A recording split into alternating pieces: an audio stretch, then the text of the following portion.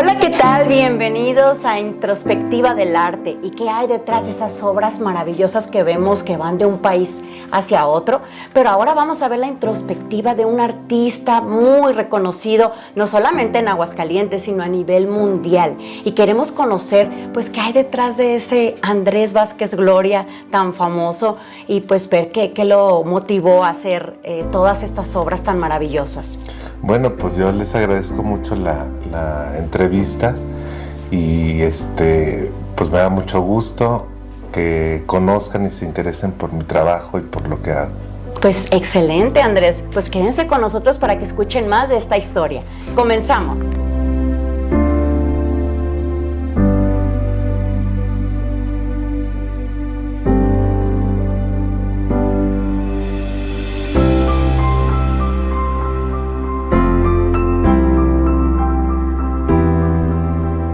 Y bueno, Andrés, platícanos cómo surgió esto del arte. ¿De niño tenías tus dibujitos o de qué manera te inspiraste para hacer lo que has hecho hasta ahora? Pues fíjate que yo de pronto abrí los ojos y me di cuenta de que pues me estaba dedicando a esto, pero pues empecé a exponer muy joven. Uh-huh. Yo recuerdo por ahí que un amigo de mi padre le llamaba mucho la atención que me gustara leer o que me veía cómo dibujaba. Uh-huh. Y yo pienso que él fue la primera persona que empezó a promover. Que creyó en ti. Que creyó en mí. Uh-huh. Y yo hice mi primera exposición, como te decía, muy joven, a los 14 años. ¿Y qué expusiste en ese entonces? Híjole, como que me encontraba cosas, las pegaba al lienzo, las cosía. Uh-huh. Entonces, como muy manual todo, pintura al óleo sobre el lienzo. Uh-huh. Yo recuerdo que pintaba de más niño en la azotea de mi casa porque mira. me daba un poco de pena que vieran lo que yo hacía. Entonces yo instalé como una especie de estudio, porque siempre he tenido como esa tendencia de generar como un espacio donde trabajar, así muy íntimo. Y yo me subí a la azotea de la casa y debajo del tinaco me metí ahí, tendría 8 años. Pequeñito. ¿Y qué decían tus papás? De pues repente no me andabas veía, ahí. ¿no? Entonces, Okay. No me veían, no me encontraban y me buscaban, ¿no? Entonces ahí lo que hacía era estar trabajando, hacía dibujos. Y fíjate que siempre dibujé lo que veía. Recuerdo muchos dibujos de que veía el Cerro del Muerto y lo dibujaba y trataba de ver como detalles de lo que veía. Y así fue como empecé. O sea, era como un afán de querer representar lo que veía. Lo que veías. Y a ver, esa relación de tus papás que comentas que ellos nunca te decían que no. ¿Te compraban cosas o cómo fue esa relación? Pues fíjate que les voy a ser honesto, algo que no me gusta decir mucho, pero pues es una realidad, ¿no? Fuimos 8 hermanos. Mi mamá siempre se preocupó por el que venía porque nos llevamos por un año casi todos, ¿no? Seguiditos. Sí. Y entonces yo pienso que mi mamá se preocupaba por el más pequeño. O mientras sabía caminar, pues ya se la tenía que jugar solo, ¿no? Sí. Porque ahí venía el siguiente, ¿no? Yo soy el penúltimo de la familia. Mira, el penúltimo. Y entonces, pues, yo empecé a agarrar algunos colores, algunas acuarelas de mis hermanos que estaban estudiando, y se las agarraba a escondidas para poder representar algo, ¿no? Y recuerdo que alguna ocasión uno de mis hermanos me encontró que estaba agarrando sus acuarelas. Híjole. Y entonces se enojó. Y el problema, sí. ¿Por qué las agarras? Y esto, ¿no? Entonces me quiso enseñar, pero pues enojado. Entonces pues yo como que tuve una crisis ahí de nervios y de tristeza de niño. Y pues ya en ese tiempo pues traté de hacer lo siguiente. Fíjate, yo estaba en la primaria y la maestra me decía: Andrés es un niño ideal porque siempre quiere hacer el aseo del ¿Ah, salón. sí? ¿Y eso? Pero es que Debido a... yo nada pendejo. No sé, Sí, no importa. me quedaba a barrer el salón porque Ajá. muchos de mis compañeros de niños, tercero de primaria, perdían un color y no lo recogían. Entonces yo recogía todos los colores y los qué hacías de lápices. tus Yo me hacía de mi materiales? material. Ay, mira qué inteligente, qué bien. Entonces eso fue parte como de tener y generar y ahora lo pienso mejor, como cuando un cirujano te va a hacer una operación y le falta algún instrumento, entonces es bien complicado. Ay, no traje fulana cosa o no lo tengo, ¿no? Entonces, para generar un poco de arte necesitas tener como lo que ocupas, ¿sí me explico? Sí, claro. Para poder no limitar las ideas o las formas que quieres hacer. A ver, y platícanos, ¿cómo surgen las ideas que tú plasmas? ¿Qué sentimientos tienes? De repente vemos a figuras de hombres con muchos ojos. ¿Qué representa eso para ti? Pues mira, yo pienso que pues ahora lo que ve la gente es producto de mucho trabajo, Claro. desde niño hasta la fecha, ¿no? Han pasado muchas cosas y muchos procesos creativos que me han llevado a generar este estilo ya que tengo, ¿no?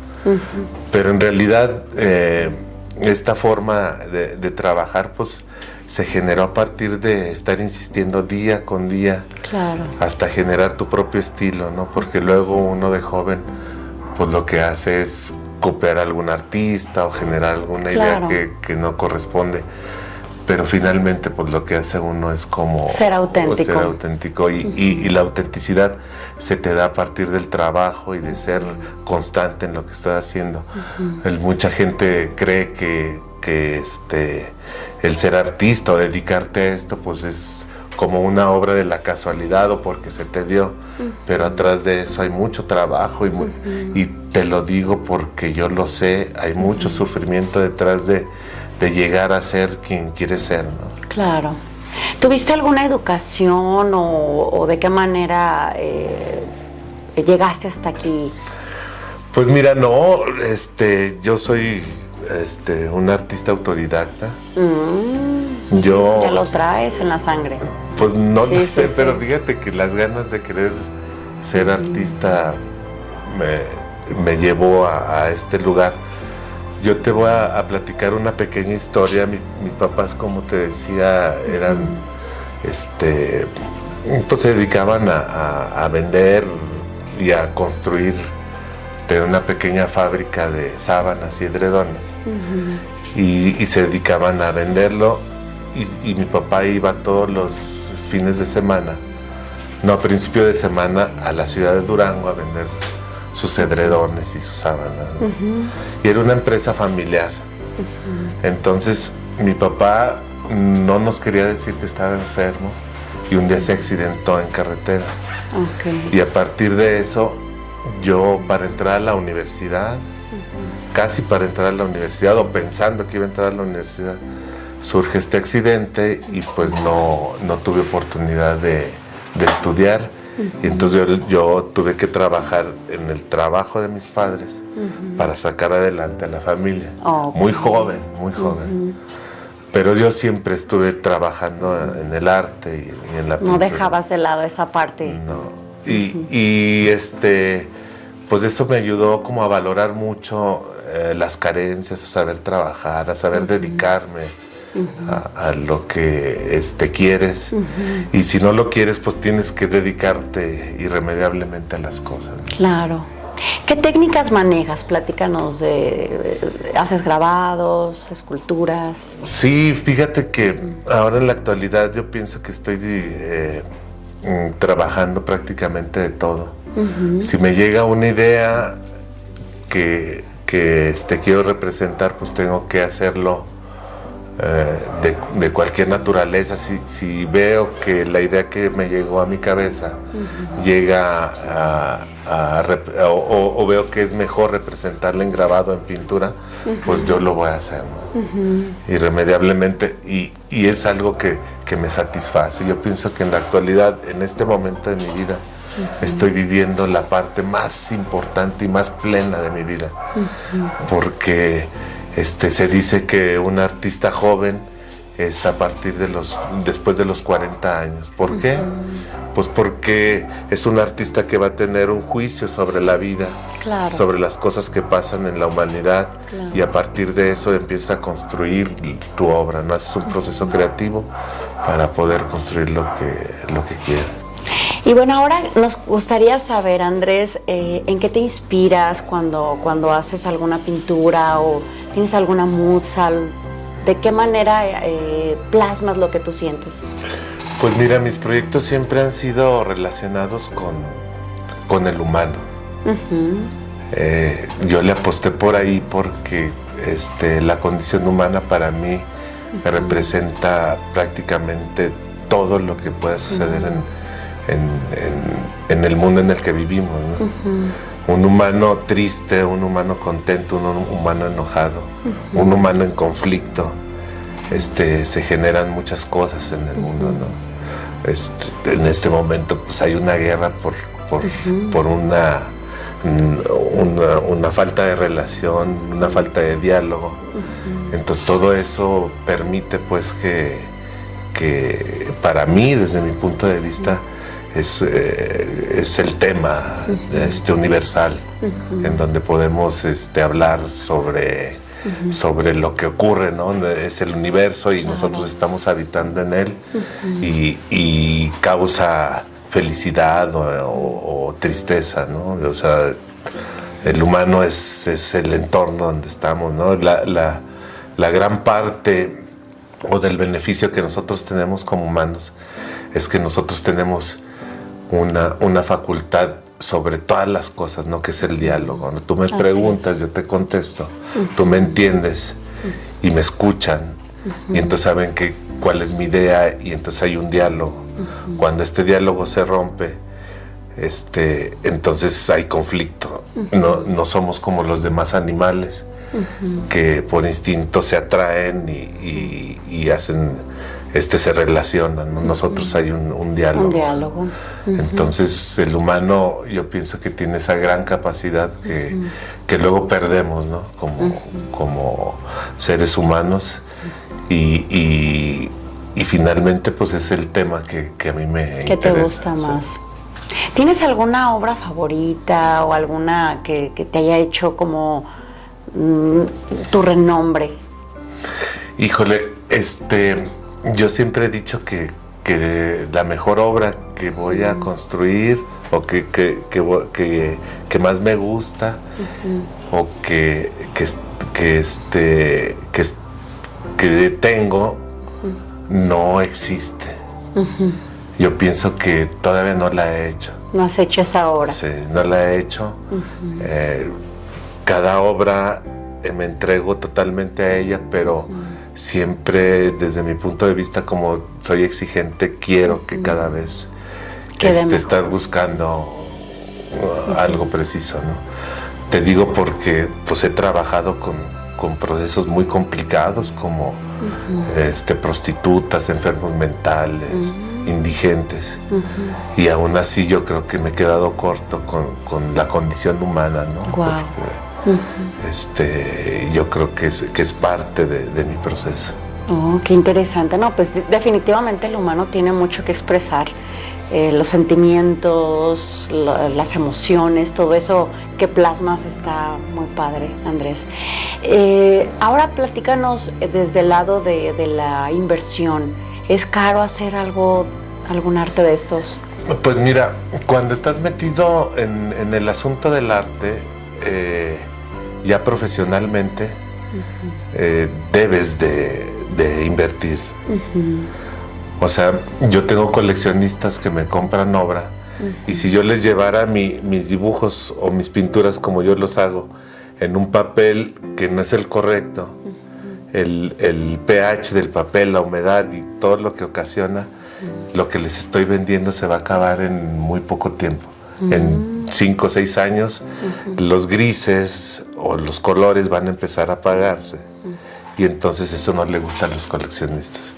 Ellos quieren invertir dinero para que para permanecer con esa obra que están comprando de una manera pues eterna, por decirlo así. Claro, claro. Entonces, si tú compras un papel mediano como para hacer o una tela que la imprimaste de alguna manera más económicamente, pues eso va a tener unas consecuencias en el futuro.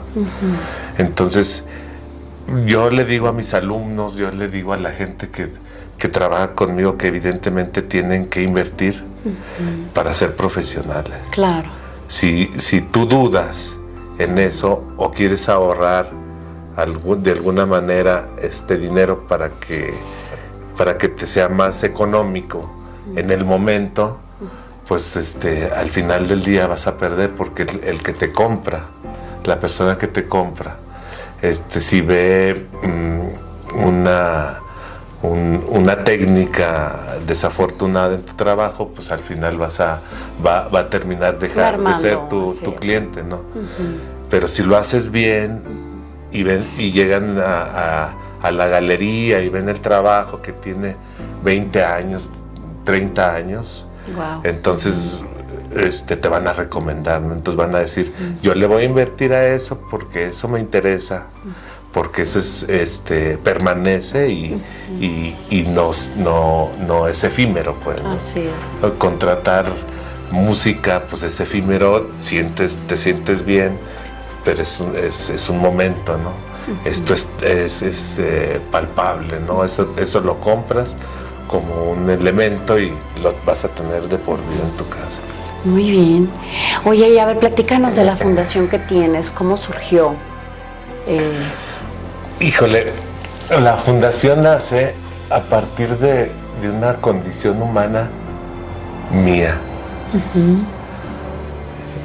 Les voy a platicar que yo tenía 18 años cuando hice mi primer ejercicio profesional, donde yo quería demostrarme a mí mismo si era capaz de dedicarme a esto o no. Entonces yo me metí a rentar un cuarto y voy a hacer el anuncio en el Bar a Bar, en la zona de tolerancia. Ah, ok. Y yo viví en la zona de tolerancia durante unas semanas y estaba ahí pintando a las prostitutas. Ok. Siempre todo mi trabajo está en torno a lo que yo hago. Yo pienso que para representar la realidad hay que vivirla. O sea, yo no puedo pintar a una prostituta a partir de una revista. Claro. Yo tengo que vivir yo viví con esas personas y luego las dibujé y luego las pinté. Y así ha sido todo mi proceso creativo. Viví con las prostitutas, he vivido con enfermos mentales, con indigentes. Tuve una experiencia muy desastrosa en mi proceso creativo, donde llevé a indigentes a vivir conmigo a mi estudio. Órale. Y entonces era un caos, ¿no? Llegó mi familia después de casi un año para sacarme a mí y sacar a los indigentes, limpiar todo mi estudio y volverme a mí, a bañarme prácticamente. Wow. O sea, ¿de plano te metiste en el papel? Sí. Sí. Tengo una evidencia de, no sé, 2,000 o 3,000 fotografías de indigentes, y de eso surgió, por ejemplo, 10 piezas de retratos de ellos, óleos que medían más de 10 por 10 metros de largo. Y entonces los llevé por muchas partes de la República y los exponía en las plazas principales para decirle a la sociedad qué era lo que le había tomado prestado y se los estaba regresando en exposiciones, ¿no? Wow. ¿Y qué viste? ¿Qué plasmaste? Pues eran retratos de ellos, precisamente, sí. De todo el proceso creativo que yo hice, de las fotografías que les tomé, todo era precisamente hablar de ellos y estar con ellos a tal grado de que te transformas tanto que eres parte de ellos, ¿no? Un día que yo me vi en el espejo, no me reconocía, y entonces estaba complicado poder regresar, ¿no? Entonces cuando me recupera mi familia, entonces Andrés se vuelve otra persona cada vez. Sí. Cuando voy al psiquiátrico me vuelvo otra persona. Cuando pinto a los indigentes, que voy al lugar donde les llevo de comer y donde están durmiendo, les llevo cobijas y cosas así, y los estoy dibujando. Entonces todo eso ha permitido que sea el humano que soy. Claro. Entonces les voy a platicar que en algún momento te voy a hablar de la fundación, cómo surgió. Sí. Entonces, siempre pinté la condición humana de los demás. ¿Sí? Un día yo me accidenté y este accidente me llevó a la cárcel. Y estuve preso en la cárcel durante 50 días. Y esto me llevó a irme al hoyo. Sí. Y entonces, siendo un artista que tiene su obra casi en todos los continentes del mundo, estando en la cárcel, haciendo cosas, yo no sabía de qué manera poder salir de este asunto. Y un día, y esto lo he dicho en otras ocasiones, me cayó el 20 y entonces yo descubrí, haz de cuenta que se salió el Andrés, que estaba triste y desconsolado por estar en la cárcel en esa condición humana. Sí. Y me cayó el 20 diciendo, oye Andrés, te está hablando Andrés, ¿verdad? Sí. Y entonces has pintado la condición humana de un chingo de gente durante toda tu vida. Te fuiste a París a los 18 años, estuviste pintando indígenas allá, expusiste aquí, expusiste allá, y ahorita estás en la cárcel. O sea, ¿cómo puede suceder esta situación y esta condición? Oye, Andrés, date cuenta de que te hace falta pintar una condición humana que no quieres voltear a ver, cabrón. Que es tu propia condición humana en donde estás, cabrón. Sí. Y entonces yo en la cárcel estuve 50 días y yo hice un proyecto que se llama Autorretrato 50 días, que me retraté día con día en unos dibujos enormes que miden más de 3 metros. Que la gente decía, es que eres muy ególatra, cabrón. No, es que es para que me veas, cabrón, cómo me sentía en ese momento. Y entonces estos autorretratos es como una catarsis, y cuando salgo, que vendí prácticamente todo para salir de la cárcel, le digo a mi esposa, oye, fíjate que tengo un asunto emocional que quiero arreglar. A ver qué es, pues voy a hacer una fundación. De ahí surgió. Oye, pero si estás bien jodido ahorita emocionalmente y económicamente, ¿cómo vas a hacer una fundación? Sí. Pues la voy a hacer. Entonces, cuando más mal te sientes, cuando más jodido estás, entonces renace esa persona. Y entonces la fundación empieza a crecer y a hacer proyectos y empieza a generar dinero que me permite a mí a seguir trabajando. Entonces así nace la fundación, cuando más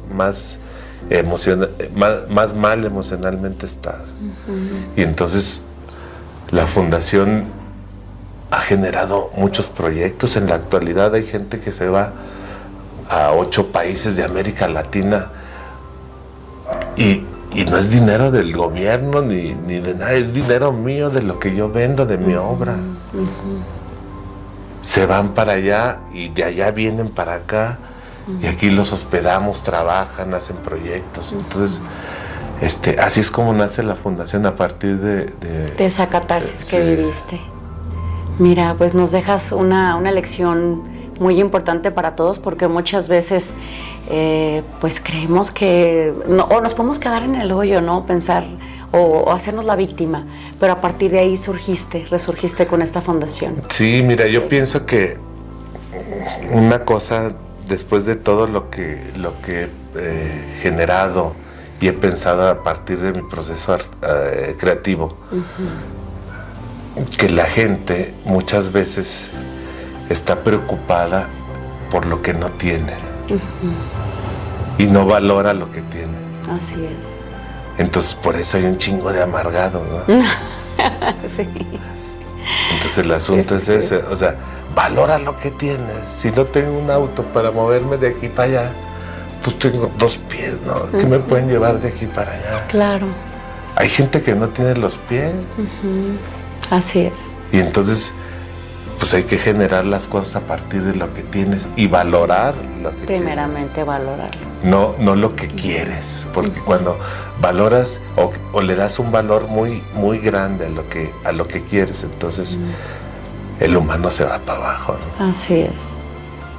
No, pues qué interesante tu historia, Andrés. Pues te agradecemos bastante todo este tiempo.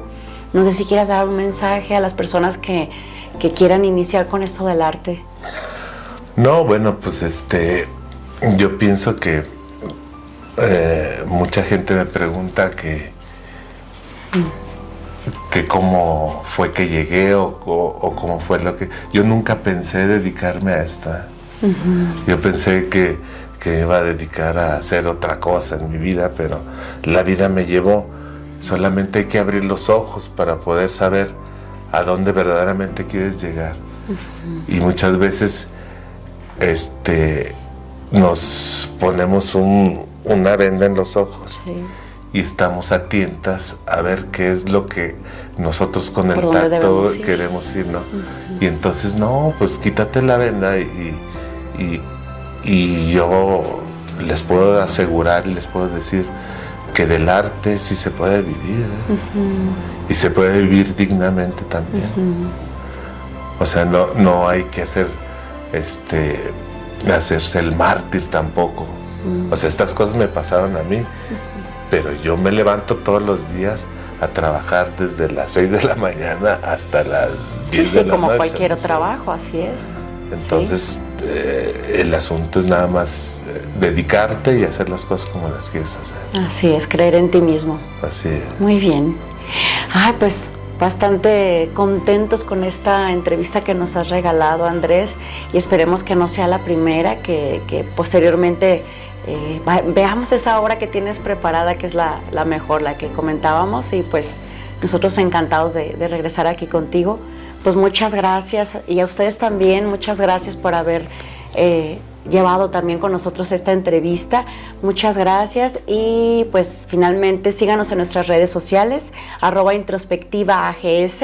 Yo soy Gabriela Martínez y hasta la próxima.